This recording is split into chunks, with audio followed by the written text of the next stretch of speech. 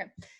So anyways, this is kind of like a part 2 based off of that, because we talked about some of these points earlier, but I wanted to dive in a little bit more into this and what stress does to women, like specifically our hormones related to being a female. So again, I sent this presentation to you guys that Shelby made, and if you click the links, like it actually pulls up the document that I created a little bit earlier on when we talked about that. But just diving into this a little bit more, I also linked some articles in here as well, so you guys can literally pull up this presentation. Hopefully it's like a view only. Hopefully you guys can get it. Have they been working for you in previous weeks when I send you these through Canva? Does anybody? It's like, okay, we'll test it. So if you guys can open this up, if you're on your laptop, go ahead and open up, see if you can get access to it, and I can kind of scroll along here with you. But let's talk about gut stress and all that. So that's a really hot topic right now. It's getting a lot of attention, but this is for great reasons. We are finding more and more the connection between your gut and your brain. And when I speak about the gut, I'm really talking about basically your stomach, small intestine, large intestine, that whole system and its relation to the brain. So actually interesting to note that when we are developing a fetus inside of us, the same cells that make up your gut is the same cells that make up your brain. So when that fetus is like tiny little seed in there, they actually share the same cells in that. So that is why there is a huge connection, which when we're an adult, we're like, that doesn't make sense. Like it's all the way up here, stomach is here. But as a baby, when it's forming, those are literally right next to each other and they're formed together in the same cell, then they separate. But even more so, the gut right now is how it helps with our immune system, and it produces a lot of neurotransmitters, much like our brain does. That's like literally all our brain is doing is firing, firing, firing. Well, our gut does the same thing. So our gut also makes up about 80 to 90% of our serotonin from in our gut. And this is a special neurotransmitter that down here I reference. It helps with your mood, well-being, your happiness, sleep, and digestion. And I already said, you know, it's reference to small intestine, stomach, yada, yada, yada. So what are some signs and symptoms you might experience if you are stressed? Because a lot of people don't know they're stressed and they freaking are, or you are super stressed and you just really need to hear this to break it down like, holy F, I am a stressed mother trucker. So this could be inflammation anywhere. Inflammation anywhere will pull more bloating, more water to you. So if you're feeling pretty bloated, maybe you had a physical injury, something like that, that's an immediate sign of stress. Brain fog. If you're going through the day, you just are having these moments where you're just like, man, I can't remember this. Or you walk into a room and you forget something and you're like, what was it? That is a sign of being stressed. Illness, like if you have COVID, like, you know, this is a big one right now. It's like if you are sick with something, your immune system is down, this means your body is stressed. Digestive stress, this could be constipation, diarrhea, either of the two, and you can literally go from one right into the other. Malabsorption, not absorbing any of your nutrients, and this can lead to nutrient deficiencies. If you're having a lot of muscle or joint aches and pains, you know, maybe your workout, you're a little bit more sore than your usual. Maybe it's taking over 2 or 3 days to recover. Tightness, soreness at your neck and shoulders. If you're a desk job, office worker, you are feeling this up here. Me, myself, I carry my stress here in my shoulders. So if you are feeling a lot of that up here, if you catch yourself, you know, holding your neck at times, like that's a sign. If your grip is weak, when you're picking up that dumbbell and it's 10 pounds and today it feels like 50, big sign right there. And there is a connection between, Sam and I talked about this for a little while, but your grip strength and your central nervous system, basically those are interrelated because they are small networks that create our grip strength, and it is connected to our central nervous system, which controls our stress response. So if you're feeling like your grip is super weak, it's your body on overdrive trying to let you know and give you some signs of like, hey, slow down. Maybe don't go to the gym today and lift weights. Maybe just do cardio, or guess what? You could probably leave and go, you know, sit at home and recover because that's probably what you need. If you're increasingly tired, having fatigue, if you can't concentrate, this is another example of the gut and brain connection, is the inability to concentrate and that brain fog I talked about. Some emotional stress, heightened anxiety, depression, and mood swings, restlessness. If you're feeling all of these things pretty frequently, like that's a sign your body is stressed. and appetite changes. And this could be increased appetite. Those are the emotional eatings that you're feeling when you get off a phone with somebody and that conversation just stressed you out. You're running to go eat something and you're eating mindlessly. You're stress eating. And there's also the opposite. Maybe your body is so stressed that it doesn't even want to get you hungry because it knows you're not going to be able to absorb those nutrients. So previously I've talked about how stress impacts our digestion as it's in a heightened fight or flight state. So if you are super stressed, your body is not going to be absorbing nutrients. It's not going to be breaking down food. It doesn't care about that. Your body doesn't know whether you're being chased by a bear or you got a workload that you need to get done tonight and it's a deadline. Truly, your body doesn't know the difference. So it thinks that you're going to have to fight this bear. If you need to fight a bear, do you need food right now? No. You need all the strength, you need all the blood, you need everything rushed to your muscles and organs to help you fight this bear. So that is kind of how appetite can be increased or decreased. And if you're missing your cycle, if you're not having sex drive, these are all things that are signs that your body is stressed. So talking more about the gut, ways to improve your gut function.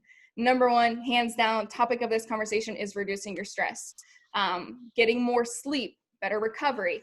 All of your hormones are regulated during your sleep, which is why that whole rest and digest thing applies to hormone function, and as well as right here, number 3 is slowing down.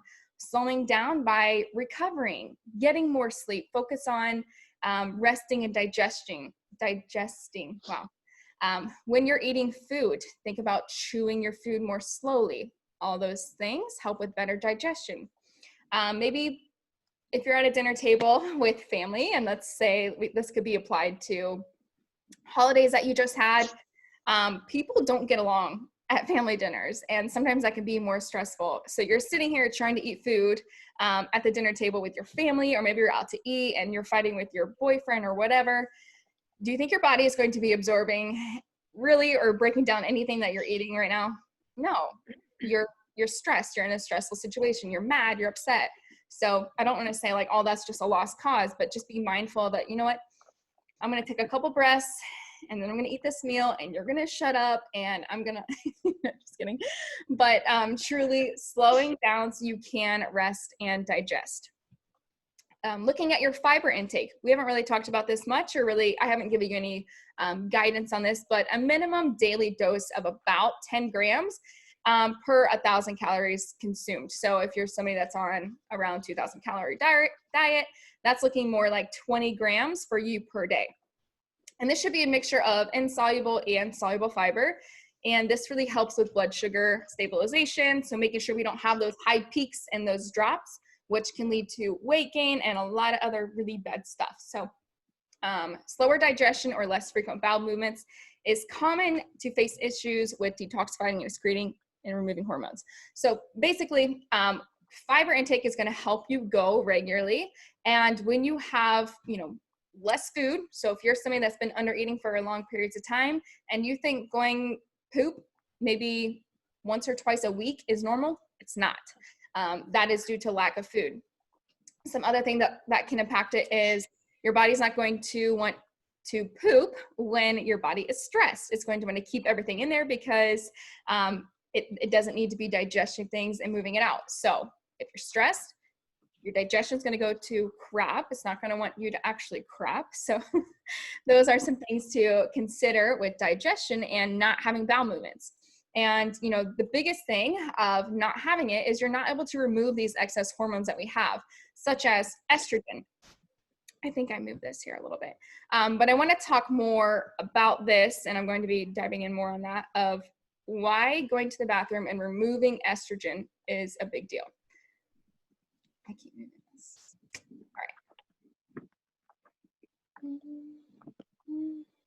So some tips for improving your gut function as well would be nutrition quality. So looking at the type of foods you're eating, our world is consumed by processed food. It's quick, it's easy, it's right there, but it's also stacked with a bunch of other crap in it that is super bad for our bodies. You go to somewhere overseas. Has anybody been overseas to a different country, maybe eaten some of their food? What's your experience? Somebody just go ahead and unmute themselves and share your experience of what that culture was like. What did they look like? I really wish Megan was on here. She's in Germany and she could talk a lot about how people are in Germany, but anybody experience anything overseas about how people eat, what they look like, how they act? Are they happy? Yes. I lived in Indonesia for 6 months, and the food is way different from here. What do you They mean? don't have organic because it is organic. Yeah, it's just like, that's just what their food is. Yes. Is there a lot of like processed foods, or is everything usually just made with the ingredients that are around? It's just made with the ingredients that are around. It was kind of weird to me. So like the market, they don't have eggs in the cold section.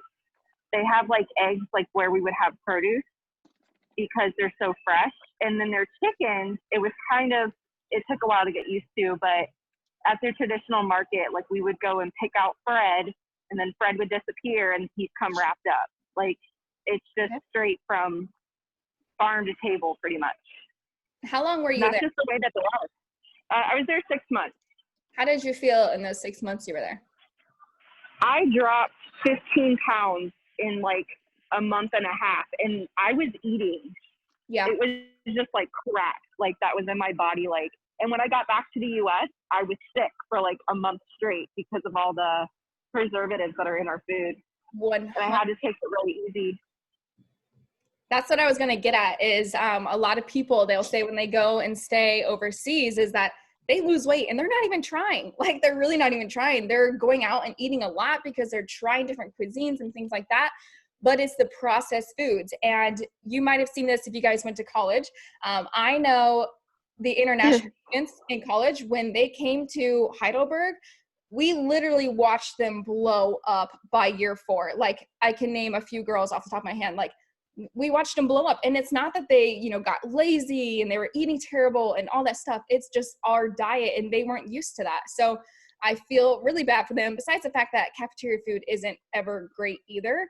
A lot of shit put in that too to keep it good while it's sitting out, but huge nutrition quality. You can also look into, dairy, should you be having dairy? Should you be having almonds? Nightshades and gluten are a lot of irritants too. People who have weak guts that don't have a good microbiome. So look into that for food quality as well.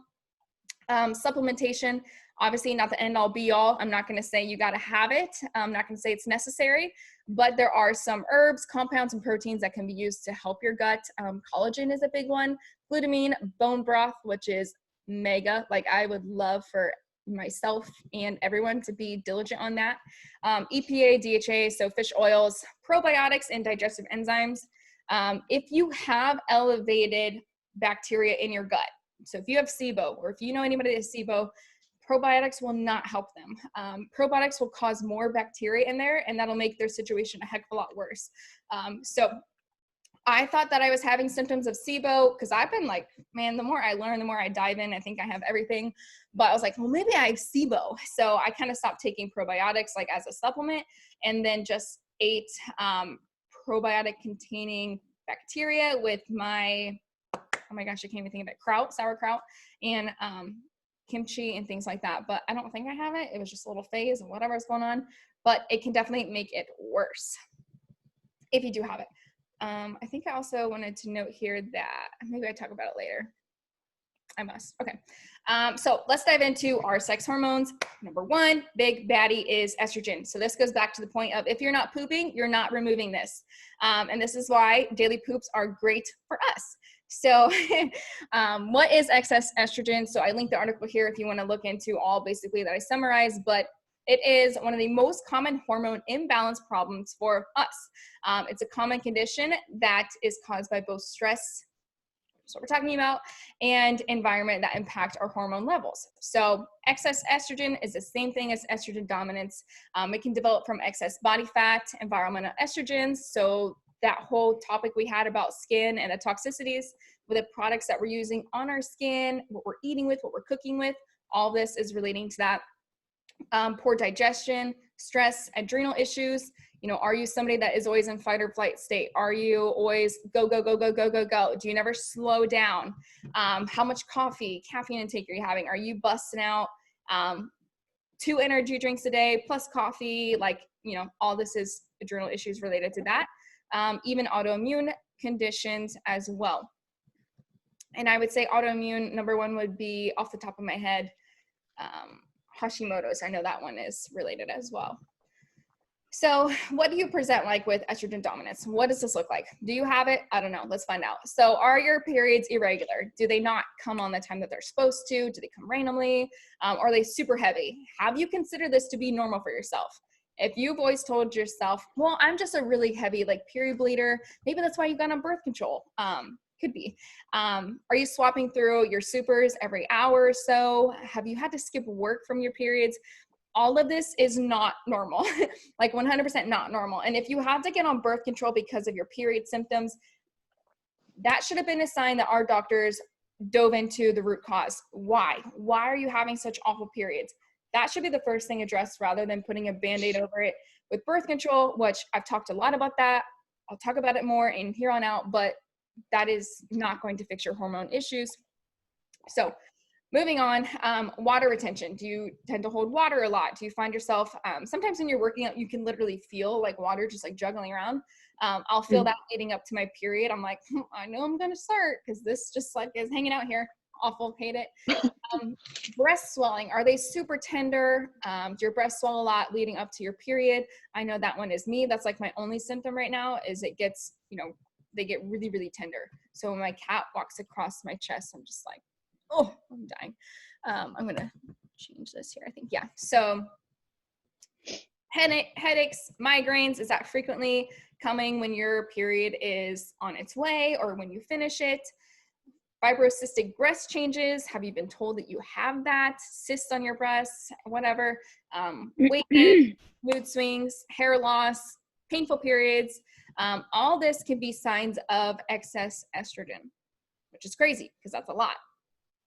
And a lot of these can be linked to signs and symptoms of other things going on, testosterone related, thyroid related. So just know that your body is literally a network, all interconnected. So that is why it's so hard to diagnose people with issues without lab work and without extensive studies, because your symptoms can be related to so many different things. They all could be relevant and related, which is crazy. Somebody needs to come in. Sammy's coming in. Can I chime in and say something real quick? Yeah. Yeah. Magnesium. So like if you're deficient in that specific like nutrient or mineral, I guess is what it is. What's the best word for it? Magnesium has helped me so much. I used to have like pretty painful periods, not like anything horrible, not anything miserable, but I'm telling you guys, magnesium is something that I feel like everyone should be taking every single day. Everyone. Like magnesium has helped me so much as far as period, and even just like I feel like it's stabilized my energy throughout the day too, helps me sleep better, like good for digestion. Absolutely. That mineral especially is so depleted, I feel like, in everyone. That definitely number one. That's my advice as far as like, you know, period pain or anything really. I feel like magnesium is something that can help exponentially in this. Yeah, you nailed it. I did not learn about magnesium or its benefits until 2 years ago. When I was prepping for shows, I was not going to the bathroom a lot. Your calories are low, like you're not pushing things through, right? Digestion slows down, all of it. And then my friend, he was like, yeah, well, I take magnesium every night. And I'm like, well, what does that do? And it literally helps him create bulk and helps his body out to push things out so he can kind of clear all these toxins. And then I was becoming constipated, I think, from like me ovulating just a couple of days ago. I was like, man, I haven't pooped like really well. Like I know myself and I hadn't been regular. So last night went to Giant Eagle and picked up my magnesium. And the one that I got so there's a bunch of different forms of magnesium. I can't remember off the top of my head which ones are specific for what, but there's a specific magnesium that is for like more laxative effect. There's another one that's more for like your brain connection, like brain fog. And then the other one is for, oh, you mentioned it, sleep. Sleep. Yeah. I have a really great like Twitter thread bookmarked on my Twitter. I'll like screenshot it or send you the link or something. Cause I mean, that's where I get all my information for like supplements or vitamins, minerals, all that stuff is like, I follow some really amazing like herbalists on Twitter. And so that's really helped me out a lot. But yeah, magnesium, number one, is such an important thing that everyone should be taking. It's a big driver in like a lot of your body's processes, like with hormones. Like it's one of those drivers that helps all these connections and networks happen. So super good for your body. Love that insight. Go ahead and take a screenshot of like those that you talked about in your Twitter thread and put them in the WhatsApp so we can kind of see it, look at it. Okay, yeah, for sure. Super helpful. But yeah, love that. I don't even think I mentioned magnesium on here, but I 100% went and got it last night for this reason. So how do you become estrogen dominant? Liver and gut function is one of the big reasons that this can happen. Obviously, when we're not processing things, when we're not pooping, that's related to our gut. And moving it back from the gut is, why is the gut not functioning right? Well, let's take it back to the liver, where the liver detoxes your estrogen. So increased estrogen impacts your level of thyroid hormones, which is, you guys know, I'm dealing with thyroid issues now where I'm hypothyroid. I don't know if I'm being diagnosed with hypothyroidism, but I have a low thyroid functioning on two different ones, which is pretty big. And your liver and gut function is related to that. So I was feeling I had increased estrogens. This is another reason why I've been doing what I'm doing.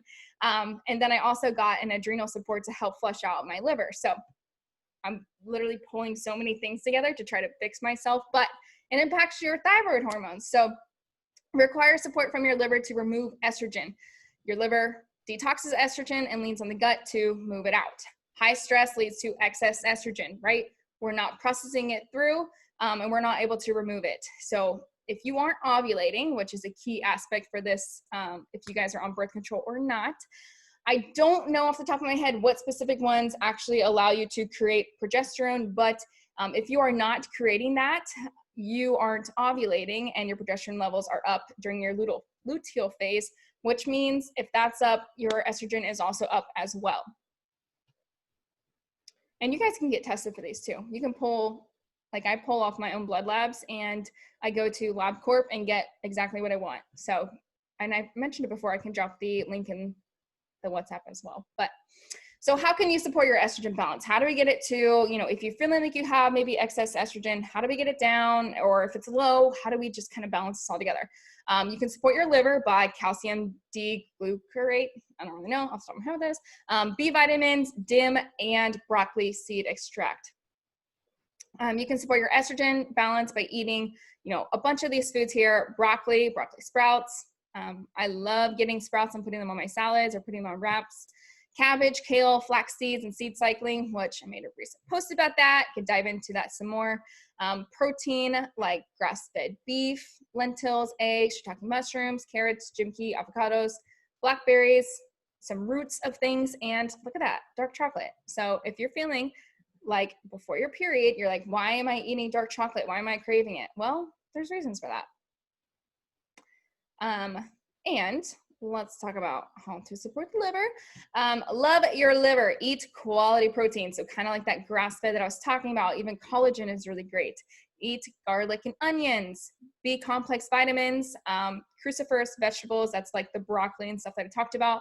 Eating like a minimum of 3 cups of those, which should be easily done. Even if you're eating salads and things where you don't directly have those vegetables in it, some of the salads that you're eating still have that as well. And then maybe consider a supplement with DIM. And this nutrient helps support the liver and processing estrogen. Morphogen greens, another big reason why it is the GOAT, greatest of all time, because it contains all your B complex vitamins. It contains DIM in it. It has digestive enzymes. It has probiotics and vitamin D. Just kidding, that's probably a typo on my end. And vitamin D3, which is why you should take it in the mornings, because you guys should know now that vitamin D is like what we get from the sun. So if we're trying to get vitamin D and we want the sun's rays, we should be wanting this in the morning so we have good energy through the day. We don't want sunlight. We want to become sleepy in the evenings as the sun goes down, because our circadian rhythm should cycle with the sun and the moon. So if you're drinking your greens in the evenings, I would just go ahead and stop and just move it to the mornings, so we can get that vitamin D and feel good through the whole day and help support our melatonin in the nighttime. But this shit is the best. Also to note, just coming from a competitive standpoint, I got DIM by myself. Like, I bought that supplement on its own when I was deep into prep for the Arnold, and it helps take off some water weight and body fat off of the back of your thighs, which is where women keep most of our, like, I would say fat, because that's where estrogen and all of our sex hormones go to. So it's kind of a no-brainer why DIM helps support that when it helped shed that for me, which it really did. I feel like as soon as I implemented it in, and I was like really, really, really lean, it was like no more leg fat, which is crazy, but whatever. So fix your gut. So once the liver processes our estrogen for elimination, it's up to your gut to move it out, like I said. So if you're constipated, there's a good chance your estrogen is not making its way out. So it's going back into circulation into your body. So figuring out and treating your underlying cause of the digestion stress can lead to optimal health. So this is where, you can go to your doctor. If you're really having a lot of issues, you can't figure it out yourself, and you don't want to waste time figuring it out yourself, always think of, why is something occurring? Anything you ever experience, and this is just the big takeaway, if you can ever learn anything from me, I want you to always think about why something is occurring. Always ask yourself why.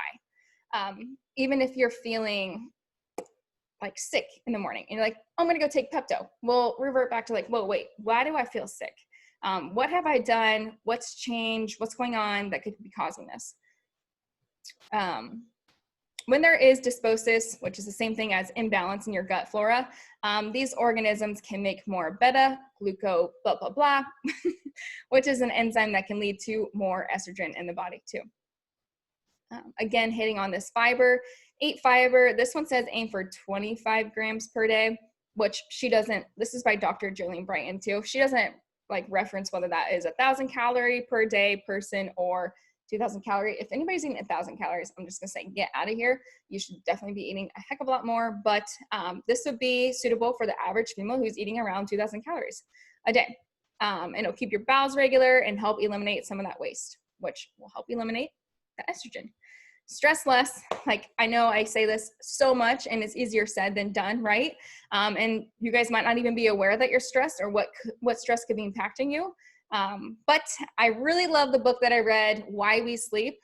I believe that's what it's called, by Matthew Walker. And this was like everything I needed to read to validate the impact of sleeping and its effect on us, like literally head to toe. It literally changes everything for the better for us. So if you've heard this saying, get your beauty sleep, that's 100% real. Like, it actually happens. You become, I don't even want to say prettier, but sleep has an anti-aging effect, which helps lower your cortisol levels. That could be causing your increased waistline or those lines for wrinkles. So think about that though. Sleep literally helps you and your body and everything function better. It literally, if you look at people who work night shifts, people who have really awful sleep, maybe they have CPAP or something like that, you'll notice like their health isn't too great. Their energy is not good. Maybe they're even bigger than they usually are, which that's another thing too. I feel like a lot of obese and overweight people have a lot of sleep issues. So fixing that is going to 100% help. But a lot of times doctors and places will just put Band-Aids over it. Well, let's give you this thing to help you. Let's give you this medication to help induce sleep or blah, blah, blah. Like, treat the symptoms and not the root cause. Yeah. Well, why is the sleep not happening? What can we do to change it? Which again, 7 hours is the minimum, like the minimum you should be getting. Mothers, I'm going to call out Jess because I know she's on this call. Ignore this. Like, you can't help it right now, but the sooner we can get that sleep back, the better. And honestly, us women are just incredible beings. The fact that we can get less than 7 hours during this crucial time of our lives where we're actually raising a child. So super crazy our bodies are able to do that. But just know that I would love for this to be a heck of a lot more, but for the time being, your sleep is just, it's going to be, it is what it is. Your body needs sleep and your hormones absolutely demand it. So recommendations for helping your sleep. I have a lot of these. I think I've made a post about it. I can share them again, but the blue light blockers, definitely wear those, especially they say after 8 p.m. Like if you're doing works like right now, I should technically be wearing them just to emit some of that blue light that we get that impacts our sleep. Because ultimately, my body is hardwired, evolutionary speaking, whatever you want to call it, that when the sun comes up, I'm up. So if we are surrounded by artificial light all the time, even into our evenings, we're still not giving our body a chance to slow down and have melatonin come up. Melatonin helps us sleep. It's natural. Our body creates it. But with all the artificial lights and things like that, it can definitely impact the rate at which that happens. So that is a big one. And then fans, things to drown out noise. If you have a noisy house, noisy neighborhood, those help a lot. Fats before bed have been shown to like help induce sleep and fat metabolism while you're sleeping, because we're not working out. So that's when your hormones really, truly, really get to work with the, you know, maybe you have your fat in your last meal. And then like what I said, what did I say? I'm drawing a blank. Brain fog, must need to de-stress. Anyways, so meet with your doctor if you're having a lot of sleep issues and your hormones could be that party that is causing that sleep disturbance. So definitely look into that too, but you got to make your sleep environment good. And I guess estrogen does get a bad rep. Like people think that this just means you're a super hormonal person. But it also gives us our hips, our breasts, our thighs, which I mentioned how I took that supplement to help my thighs shed some body fat, but it keeps the whole body just as well lubricated. So also very important for bone health and helping your mood. And then estrogen dominance can develop from excess body fat. Like I mentioned, the environmental estrogens, poor digestion, so not going regularly, stress, adrenal issues, and autoimmune conditions, like I mentioned previously. But what about testosterone? Do we need it? Like we're women. Yes, we actually do. So it's a multifaceted hormone that does so much more for your body than help you just bulk up, which a lot of women will think, oh my gosh, that's just gonna make me thicker, it's gonna make me big. Like, no, it's a natural hormone, your body needs it, and we need a good balance of it. So it helps produce like bones, like strong bones, supports your brain health and increase energy. It helps with weight loss, which is why you see like guys are just so much more naturally lean than women. They have testosterone, right? People who are taking hormone replacement therapy where they're getting like testosterone shots, like those dudes just melt body fat. Literally testosterone is like the one thing that sucks for us women, is why we're always going to be having more body fat than our counterpartner, because we have not as much testosterone as them, and we are meant to have more fat because we have to have fat to help with hormone production. And we have a hell of a lot of hormones to produce and regulate so we can have babies. So don't ever be discouraged that you have more body fat than your other being or whatever, because we're supposed to, and it's just how it goes. What did I say? Helps with weight loss and keeps depression away. And it only takes a little bit for us ladies to feel its effects.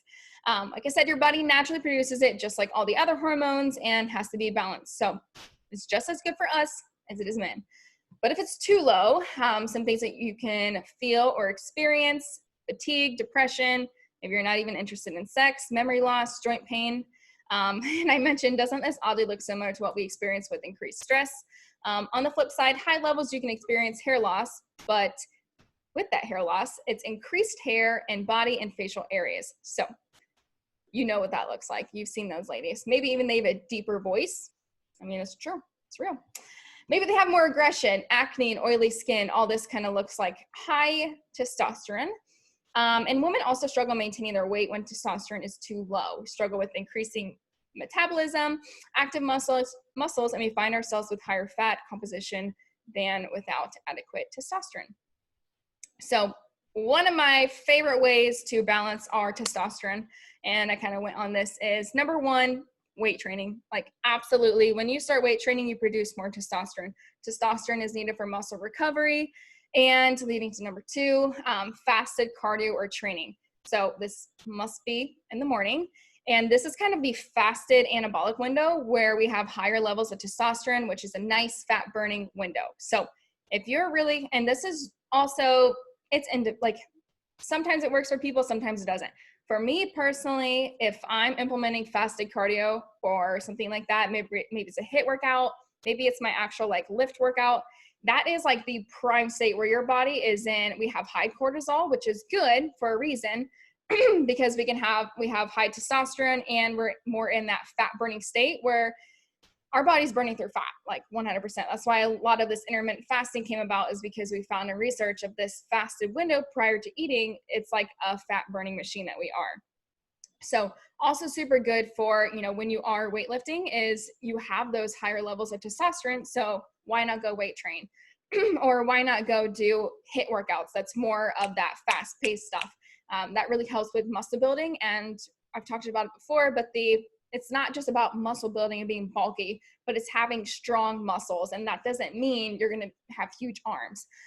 It just is all about creating like really strong muscles to help burn fat as well. The more muscle mass you have, the less body fat you had. Your muscles are literally a fat burning machine as well, which is why I have everybody do weightlifting of some sort whenever we can get there, because it does really change your body composition.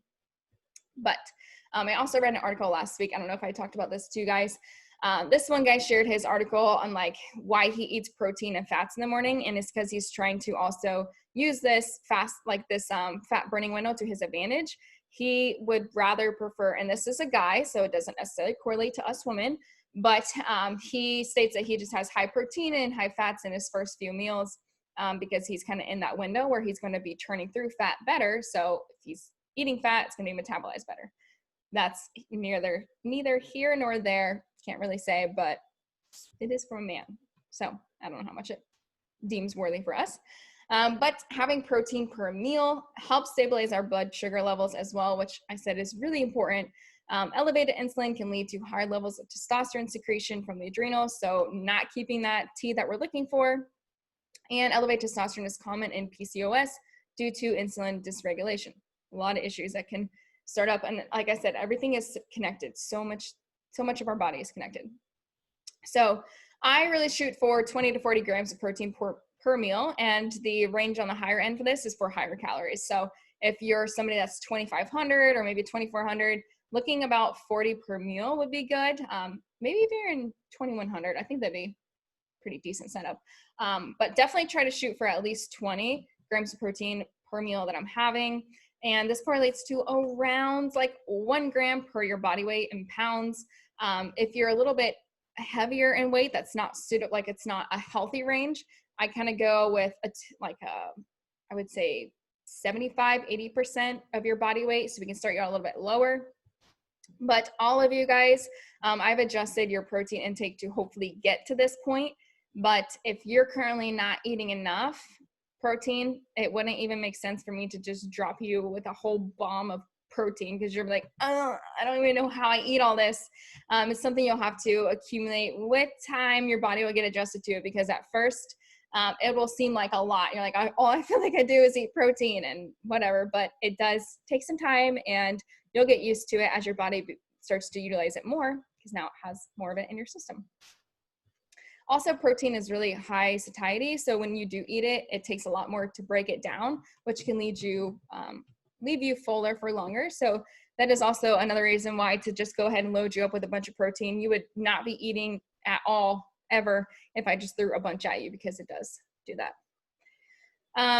Let's see. Last thing, number 4, would be with that eating real food, kind of like how I mentioned earlier. A lot of depleted nutrients and a lot of inflammatory additives are in our foods that we eat, which disrupt our hormones, adds more stress to our body because it's foreign, it's toxic. Anything foreign, toxic, our body like flags it, and we pull a lot of inflammation there to help heal it or help out whatever area it's sitting at. So, and it disrupts our detoxification pathways, like the liver, like the gut that we talked about. So choosing whole foods and cooking your food for yourself as often as possible is going to be your foundation of health. And hormonal health is no exception. Aim for 6 to 9 servings of vegetables, blah, blah, blah, blah, blah. I don't know. Whatever. I don't necessarily agree with that one, but just eat vegetables in every meal. Fats in every meal, protein in every meal.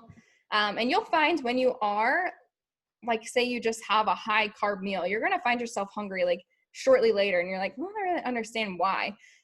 It's because it wasn't really, I say your insulin levels were kind of like beep, shot. So if you have a huge smoothie in the morning that's all fruits, there's no protein, there's no fats to kind of slow that digestion down, you'll feel like a few hours later, or maybe even an hour later, you're like, well, I'm hungry again. There's no way. I had that loaded smoothie, that smoothie bowl. That's so awesome. That's also like bougie and $10. And guess what? Like, it was just a huge shock to your insulin system. And we talked about those peaks. We don't really want those huge peaks. We want even level, and fats and protein help with that. So does anybody have any questions or want to tell me anything?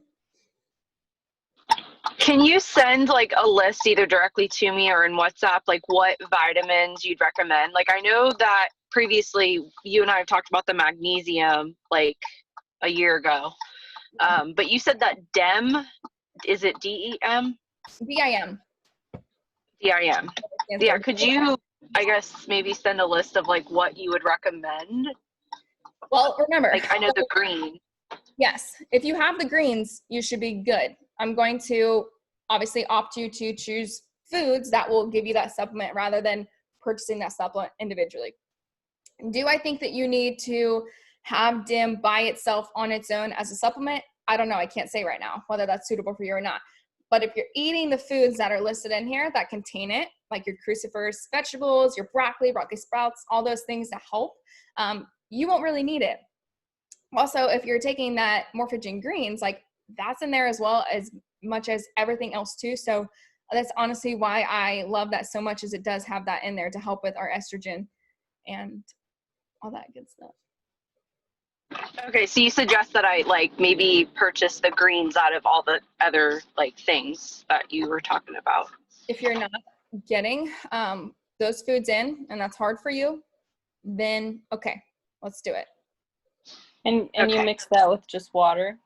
Mm-hmm. So I mix it with water, and sometimes because it is like it changes its consistency of taste and texture through the different times that you have it. Sometimes it tastes really, really good and I don't need anything else in it. But lately I've been adding apple cider vinegar to it to kind of help my own issues, because I feel like apple cider vinegar, you can't really go wrong with it. Like 100%, you can't. Okay, explain that to me, because I've heard a lot of really mixed opinions or, you know, insights on apple cider vinegar. I feel like in one phase of my life, I've heard so many good things about it. And now lately I've heard a lot of bad things about it. So I don't know. Have you heard? I'm curious. I've just heard that it's like very acidic for you and that it's just not good for you. So I'm like torn because, you know, I've heard it, like I said, I've just heard both ways. And so it is acidic, but yeah. Remember, our stomach has to be acidic. We have to have acid in it. So if you have low stomach acid, definitely that would be a good thing too, because we have to have acid. Generally, our body needs to stay at a homeostasis. We need to have a balance. Your body's always going to want that balance. So when it's off, that's when something like that would be beneficial. And as far as I've seen, I can't say anything against it unless you have like a lot of stomach acid, you're a huge belcher, burper, things like that. I don't know if it would be beneficial. But again, like I can't think of anything that it's not. I'm gonna look now and see what I can find on it, but off the top of my head, I can't name any. So you feel like the apple cider vinegar is beneficial for you for what reasons? Is it like a taste thing? Is it like... It helps with the greens, yeah, because it's the greens aren't the best. Like taste, like the one that I have right now is just not the best. So I'll do apple cider vinegar in it, just like 1 tablespoon, and then I'll put in lemon and lime juice. Sometimes just one, sometimes none, but at least apple cider vinegar. Let's see. I want to dive into this more. Can you guys see my screen still? Yeah. This might be something I talk about.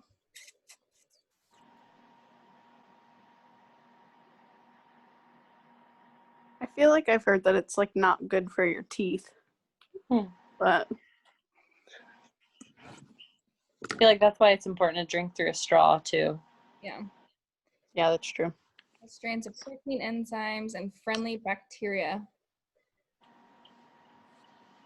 There's no absolutely contains vitamins, also some amount of potassium. Oh, is it because it's fermented? Hmm. Can help kill harmful bacteria. Hmm.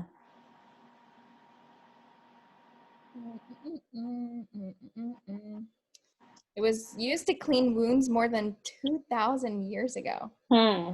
Interesting.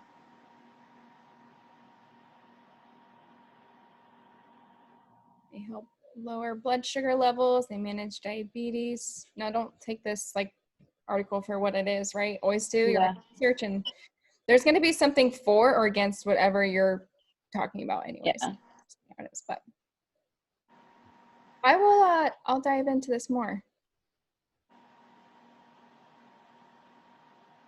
Yeah, I will. I started implementing it like I want to say 3 or 4 years ago when I started like competing, because a lot of people told me to do it. It helps burn fat, and I was like, yeah, anything to like shred this down, whatever. And then I veered away from it, and I don't really remember why, but I just like brought it back in. I would say maybe 3 months ago, and I haven't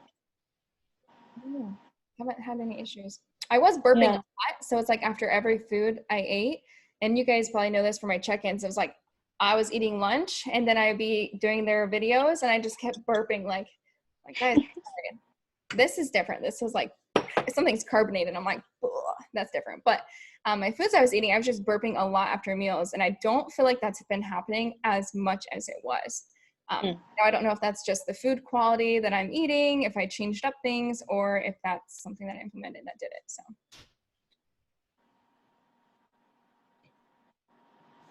anything else?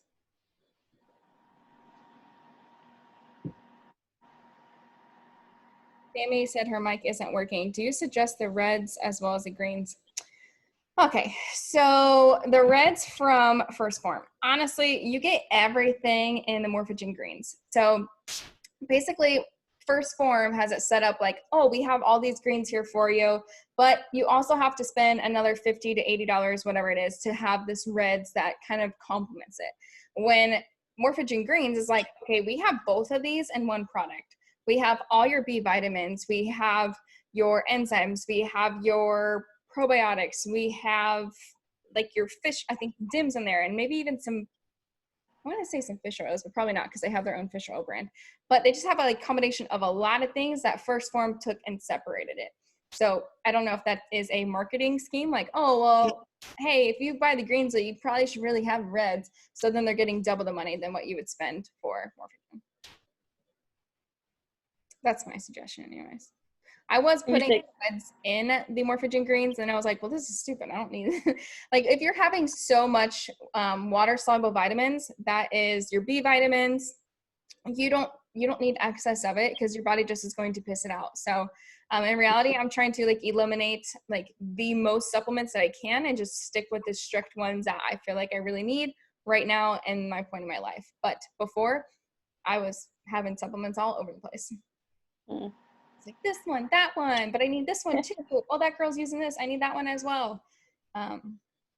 Which could cause a lot more digestive issues too if you're putting a lot of different things in your body that it doesn't need because you eat enough of it or whatever. Anybody else have questions?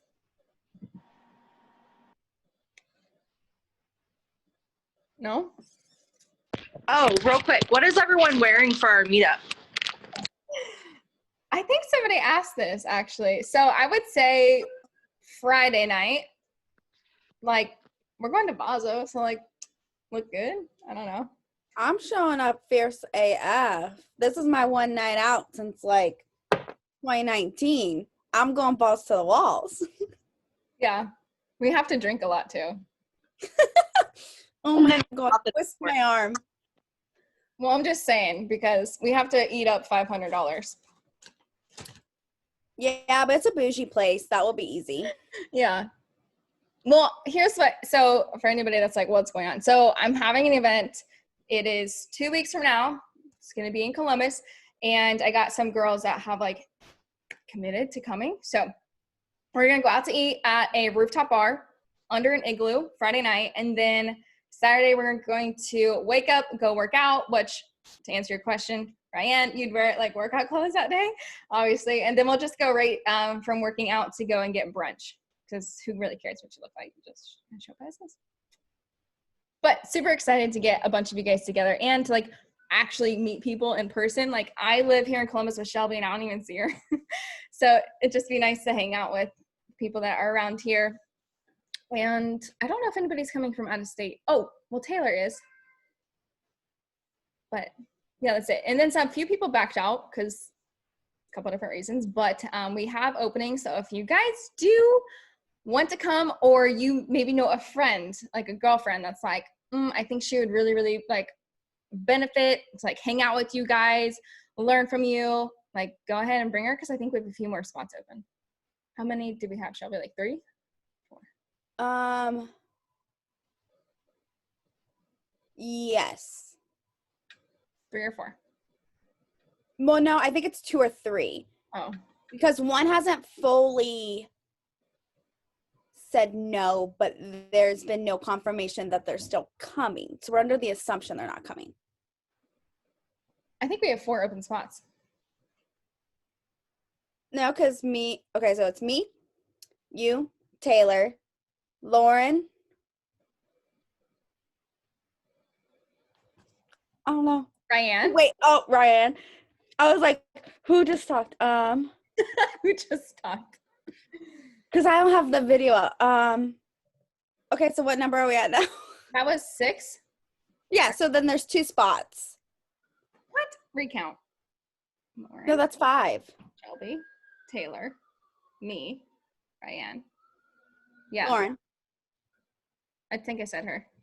Oh. So then 2, because we can only have 8, right? That's 3. Math. Sure. Yeah. So anyways, if anybody can come, that'd be awesome. It's in 2 weeks. Just spend with me 20, and then that books your spot for Bazo. And then you guys can stay with me. I would show you right now, but there's like Houston. He brought the bed from our old place and put it in here. So it looks like we have a studio apartment, but it's just temporary for his friend. And I was like, whoa. Can we keep that until the end of January? And then, so we have been here. So just FYI. Decided to be a cat that likes to play fetch. Yeah. I saw this story and I was cracking up. He was like, I've never got so many DMs about that cat before. I was like, my cat's a big deal. Like he's funny. He does play fetch. But yeah, so if anybody's interested, knows anybody that might want to come, like Ryan, I'm kind of speaking to you. If you got a friend that you'd like to bring Friday night, that's awesome. I'll see if Bree wants to go because Terry will be in California or something. Okay. So she's not doing anything. Okay. If not, I'm just going to have Houston fill up one of those spots with one of his friends. Or I guess I can bring one of my friends, Jenny. Okay, yeah, so I'll think about it. But there's a couple spots open. Let me know by the end of this weekend if you could fill that up. But that's all. That's all I got. Anything else from anybody? No? Yay? Nay? All right, so let's end this. Have a good week, guys. Manage your stress, okay? We got to remove some of that estrogen, so we got to poop daily. And then ask me, like, if you guys have any questions, just go ahead and shoot me a text, ask about it. But I will drop this presentation, should be on there in WhatsApp. Miranda, if you can drop those screenshots that you saw, and then I'll try to, there's something else I told you guys I was going to put on here. I don't remember what it was. But anyways, look to the WhatsApp to see all the rest of the stuff. Other than that, you guys have a good week, and thanks for coming into this. Good night. Bye. Good night.